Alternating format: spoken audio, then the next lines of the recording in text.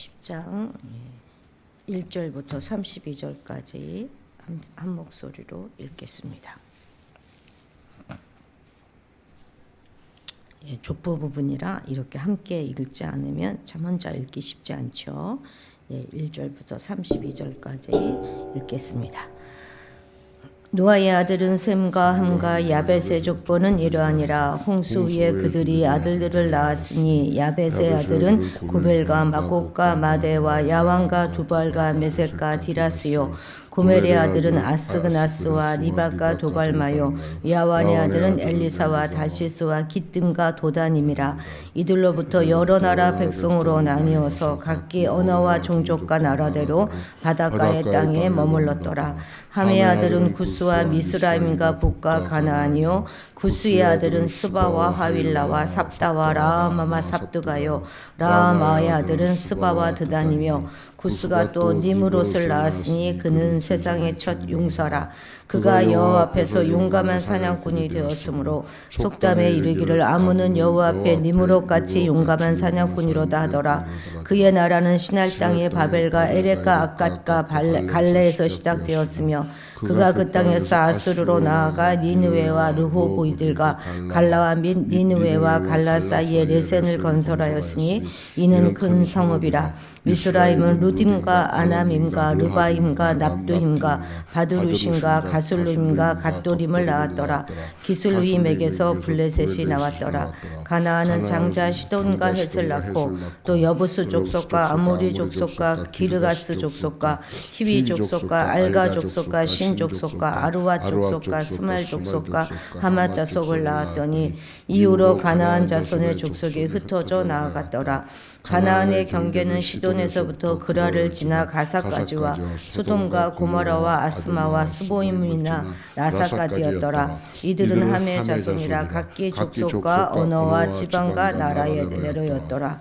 셈은 에벨 온 자손의 조상이요 야벳의 형이라. 그에게도 자녀가 출생하였으니 셈의 아들은 엘람과 아수르와 아르박삭과 룻과 아람이요 아람의 아들은 우스와 훌과 게델과 마스며 아르박삭은 셀라를 낳고 셀라는 에벨을 낳았으며 에벨은 두 아들을 낳고 하나의 이름을 벨렉이라 하였으니 그때의 세상이 나뉘었으며 벨렉의 아우의 이름은 욕단이며 욕단은 알모닥과 셀렙과 하살마웻과 예라와 하도람과 우설과 디그라와 오발과 아비마엘과 스바와 오빌과 하윌라와 요밥을 낳았으니 이들은 다 욕단의 아들이며 그들이 거주하는 곳은 메사에서부터 스발로 가는 길의 동쪽 산이었더라. 이들은 셈의 자손이니 그 족속과 언어와 지방과 나라대로였더라. 이들은 그 백성의 족보에 따르면 노아 자손의 족속들이요 홍수 후에 이들에게서 땅의 백성들이 나뉘었더라. 아멘. 아멘. 자, 하나님은 홍수 이후에 노아와 그 아들들에게 생육하고 번성하여 땅에 충만하라 이렇게 축복하셨습니다. 그리고 오늘 본문은 그러한 하나님의 축복대로 인류가 급속히 번성하여서 온 땅에 나뉘어 거주하게 된 사실을 보여주고 있습니다. 명단으로는 이제 함의 자손이 제일 먼저 야벳이 제일 먼저 나오고 그다음에 함에 나오고 셈 이렇게 나와서 3에서 6대에 걸쳐서 총 70명이 기록되어져 있는데요. 70은 완전함을 나타내는 수 7하고 충만함을 나타내는 10을 곱한 수잖아요.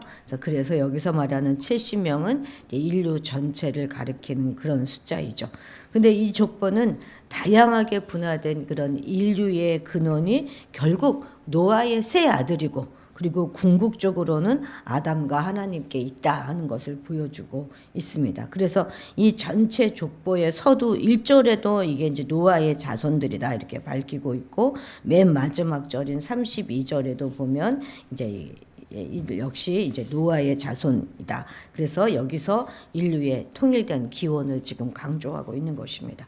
또한 인류의 번성이 수적 증가만이 아니라 언어와 족속과 지역과 나라대로 나누어진 결과다 이렇게 강조하고 있죠. 5절에서도 한번 그 말이 나오고 또 20절에서도 31절에서도 이렇게 나와서 이 족보는 바벨탑 이후 그 사건 이후의 상황이다 하는 것도 우리에게 알려주고 있습니다.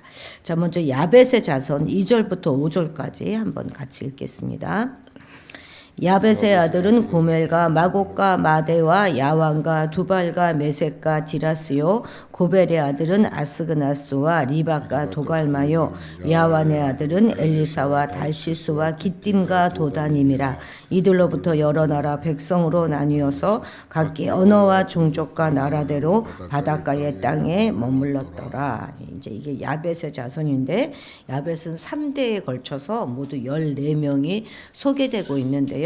그 중에서 야벳은 아들은 7명이에요. 그래서 세 형제 중에서 아들은 가장 많습니다. 그런데 후손의 숫자는 형제들 중에 가장 적은 수입니다. 이들은 소아시아와 또 이란 북부 방향으로 유럽 쪽으로서 가장 먼 곳으로 뻗어나갔습니다. 지도 한번 보여주시겠어요? 이렇게 이제 뻗어나간 것인데요. 야벳은 유럽 쪽으로 해서 주로 이제 그쪽으로 간 것이고, 함은 이제 그 가나안 지역부터 해서 아프리카 쪽으로, 그 다음에 셈은 이렇게 해서 이제 아시아 쪽으로, 우리도 말하면 셈의 후손인 거죠. 그렇게 퍼져나갔습니다. 먼저 이 그림을 좀 머릿속에 두고 들으시면 좋겠습니다. 이 야벳의 자손이 하나님께 받은 복은 보면 9장 27절에 보시면 이 야벳이 이제 받은 그 축복은 그게 창대 야벳을 창대하게 하시고 셈의 장막에 거하게 하셨다. 이것입니다. 그러니까 창대함과 셈의 장막의 거함, 이 두 가지가 하나님께 받은 복이에요. 그래서 이들은 주로 중동 지역에서 시작해서 그리스 유럽 지역으로 퍼져나가는 인종이 되었는데, 특히 이 유럽 지역은 대륙 중에서는 가장 5개 대륙 중에서는 가장 적은 대륙이지만 그 출신들이 오늘날까지도 전 세계적으로 얼마나 창대해졌는지 역사가 입증하고 있죠. 그리고 야벳은 셈과 함께 아버지의 허물을 덮어주었던 막내 아들이잖아요. 그래서 베냐민 지파가 마치 유다 지파 안에 거하면서 유다 지파의 분깃을 누렸던 것처럼 그 야벳이 셈의 장막 안에 거하면서 함께 언약의 축복을 누렸습니다. 이제 6절부터 20절까지 꽤 길죠. 이 긴 부분이 노아의 둘째 아들로서 아비의 실수를 막 조롱거리 삼았다가 노아로부터 저주를 받았던 함의 후손들에 대한 족보입니다. 근데 이런 함의 후손들의 족보를 보면 그들의 조상 함이 노아로부터, 그의 아버지 노아로부터 저주를 받았음에도 불구하고 비옥한 초생딸 지역, 그러니까 말하자면 우리 성경의 모든 지역이 다 그쪽이 다 이제 비옥한 초생딸 지역이잖아요. 거기를 차지하면 물론이고 아주 건전한 체력을 갖춤으로써 초기 역사 동안 가장 번성했다는 사실을 우리가 알 수 있습니다. 그래서 함부터 시작해서 4대에 걸쳐서 모두 30명의 후손들이 기록되고 있는데 가장 후손이 많고 또 기록 분량도 가장 길죠. 그 중에서 이제 8절에 나오는 구스의 아들인 니므롯의 번성은 참으로 놀라운 것이 아니라고 할 수 없습니다. 니므롯은 유브라데 강변의 신할 땅을 중심으로 하여서 구 바벨론 제국이죠. 고대 바벨로니아. 여기 제국을 세우는 등 당대의 최고의 번성을 누립니다. 여기에 비하면 아직 하나님께서 택하신 민족은 태동의 기미도 보이지 않는 이런 때였거든요. 이러한 사실은 세상에서 하나님께 버림받은 자도 택한 자에 비해서 훨씬 더 번성할 수 있다는 것을 우리에게 보여줍니다. 이것은 오늘날도 마찬가지잖아요. 그래서 오히려 불신자들이 막 번성하는 것처럼 보이잖아요. 하나님께서 그들에게 일반 은총을 똑같이 베푸실 뿐만 아니라 하나님께서는 당신의 뜻을 이루는 방편으로 사용하시고자 그들을 번성하도록 섭리하시기 때문입니다. 그러나 이처럼 악한 자들의 번성과 형통은 그것이 하나님의 방법으로 이루어진 것이 아니기 때문에 그것은 죄인 거예요. 그래서 그들의 번성과 형통은 오히려 그들에 대한 하나님의 심판의 근거가 됩니다. 그래서 악인의 번성과 형통은 결코 영원하지 못하고 하나님의 뜻이 이루어지면 그들은 하나님께 심판을 받아서 멸망하게 될 것입니다. 이는 초기 역사에서 번성했던 함의 자손들이 훗날 어떻게 됩니까? 셈과 야벳 자손들에 의해서 정복돼 가지고 거의 노예 생활하잖아요. 비참한 생활을 하는 데서도 입증이 되어지죠. 실로 악인의 생명은 바람에 나는 겨와 뿌리 없는 나무와 같고 그들의 삶은 물 없는 샘, 또 강풍에 밀려가는 안개와 같이 허무한 것이라는 것 다시 한번 우리가 기억해야 하겠습니다. 그렇기 때문에 성도는 결코 이 땅에서 악인이 번성하는 것, 그들이 형통하는 것, 그런 것을 보고 부러워하고 그들의 삶의 모습을 따라가거나 쫓아가서는 안 될 것입니다. 자, 우리 8절에서 9절 같이 읽겠습니다. 구스가 또 니므롯을 낳았으니 그는 세상의 첫 용사라. 그가 여호와 앞에서 용감한 사냥꾼이 되었으므로 소고락담에 이르기를 아몬은 여호와 앞에 니므롯같이 용감한 사냥꾼이로다 하더라. 아멘. 이하 이제 12절까지는 쭉 이제 함의 자손 가운데 구스의 아들인 니므롯에 대한 소개입니다. 8절에서는 뭐라고 얘기해요? 그는 세상에서 첫 용사라 이렇게 소개하고 9절에서는 여호와 앞에서 용감한 사냥꾼이다 이렇게 소개하고 있는데 또 10절 또 12절 이렇게 거기에 의하면 그는 강력한 국가를 세운 인물로 자세히 묘사되고 있습니다. 사실 니므롯이라는 말의 뜻은 대적하다, 반역하다 이런 의미가 있어요. 니므롯은.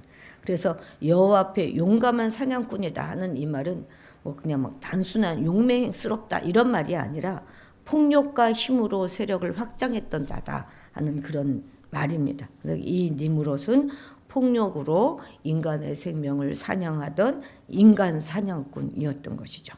그래서 그의 모습은 우리가 홍수전에 타락한 세상에서 힘과 명성으로 군림했던 네피림 기억하시죠? 우리가 봤잖아요. 하나님의 아들들이 사람의 딸들을 취해서 계속 이렇게 눈에 보이는 대로 아름다운 사람들 계속 취해서 나중에 태어났던 그 네피림, 또 라멕 아시죠?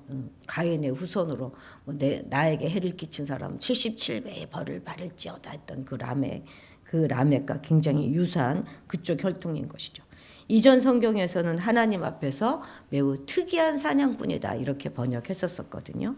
그러니까 이 니므롯은 오늘날 하나님을 배반하고 대적하며 이 땅에 대한 사탄의 지배를 공고히 하려고 획책하는 적그리스도를 예표한다고 하겠습니다. 그러니까 네피림이라든지 라멕 또 니므롯 다 이렇게 적그리스도를 예표합니다.